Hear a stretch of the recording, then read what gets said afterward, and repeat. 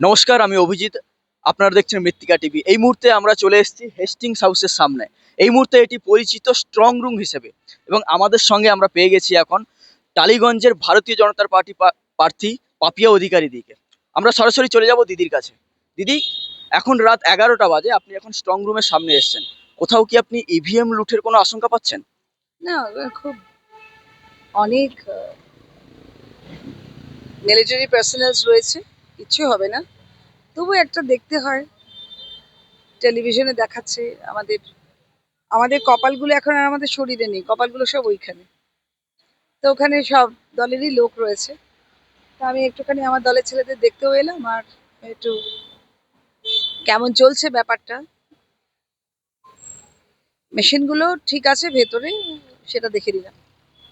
আচ্ছা দিদি, মমতা ব্যানার্জি উনি ওনার দলের কর্মীদের উদ্দেশ্যে বলেছেন যে যতক্ষণ না পর্যন্ত গণনা হচ্ছে ততক্ষণ পর্যন্ত যেন কোনো কর্মী স্ট্রং রুম ছেড়ে না যান। এখানে শুধু ভারতীয় জনতা পার্টি নয়, এখানে টিএমসিও দেখছি ইভিএম লুটের একটা আশঙ্কা করছে। এই বিষয়ে কি প্রতিক্রিয়া দেবেন? প্রশ্নই নেই, প্রশ্নই নেই। ইভিএম লুট যদি করে তো ওরাই করবে, ওই জন্য ওরা ওখানে বসে আছে ওঁত পেতে, আমাদের না বসলেও চলে। ও একদম মানে it's very safe, it's absolutely safe, কোনো অসুবিধা নেই, সব ঠিক আছে।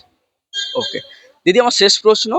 আহ, ভোট গণনা হতে আর মাত্র কয়েক ঘন্টা বাকি, জয় নিয়ে কতটা আশাবাদী? আমরা তো জিতেই আছি। এক্ষুনি এখান দিয়ে কয়েকজন ছেলে যেতে যেতে আমরা সবাই অবাক হয়ে গেলাম, বলে সরকারটা তো নেই, সরকারটা চলে গেছে। কয়েকজন ছেলে মোটর বাইক চালাতে চালাতে বলছে তারা কিন্তু আমাদের লোক নয়, তারা একদম সাধারণ মানুষ। বলছে সরকারটা তো নেই, সরকারটা তো চলে গেছে। কারণ সাধারণ মানুষ যেটা বলবে সেটাই তো ঘটনা। আচ্ছা, মমতা ব্যানার্জি দুদিন আগে একটি আহ, মানে সাক্ষাৎকারে উনি বলেছিলেন যে তৃণমূল কংগ্রেস নাকি 226 থেকে 230টা আসন নিয়ে ফিরতে চলেছে ক্ষমতায়। এই বিষয়ে কি বলবেন? সব পাগলের প্রলাপ। ওসব অনেক বলেছেন, আগে অনেক কিছু বলেছেন। মানুষ জেগে উঠেছে, মানুষ আর তাদের চায় না। মানুষ একটা সুষ্ঠু, একটা সুন্দর সংসার চায়। সুষ্ঠু সংসার না চালালে সংসারটা এগোতে পারে না। তা সংসারটাকে আমাদের আটকে দিয়েছে। কখনো দেখেছেন গত কয়েক বছর একটা খুন হলো না, একটা ধর্ষণ হলো না, একটা ব্লাডশেড হলো না, একটা অগ্নিসংযোগ হলো না, কোনো পুলিশকে মারামারি হলো না, আমাদেরকে মারামারি হলো না, মেয়েদের ধমকানি চমকানি হলো না, অথচ ভোট হয়ে গেল। মায়ের সামনে ছেলেকে মারা হলো না, ভোট হয়ে গেল। ভীষণ আফসোস তো, টিএমসির প্রচন্ড আফসোস। এ বাবা, এত সুন্দর করে ভোট হয় নাকি? তাহলে চলো একটা কোনো ব্যবস্থা করি, আর কিছু পাচ্ছে না।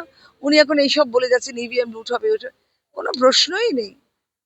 প্রপার মিলিটারিরা তারা পাহারা দিচ্ছে, কাউকে দরকার নেই। আমি তো আমার সব ছেলেদের বলেছি চলো, আর কোনো দরকার নেই, চলো, কোনো দরকার নেই এখানে থাকার। দিদি, কি মনে হচ্ছে ভারতীয় জনতা পার্টি কটা আসন নিয়ে ক্ষমতায় আসতে পারে? এইটা তো ঈশ্বর বলবেন, আর যারা খুলবেন তারা বলবেন, এখন তো আমরা বলতে পারবো না।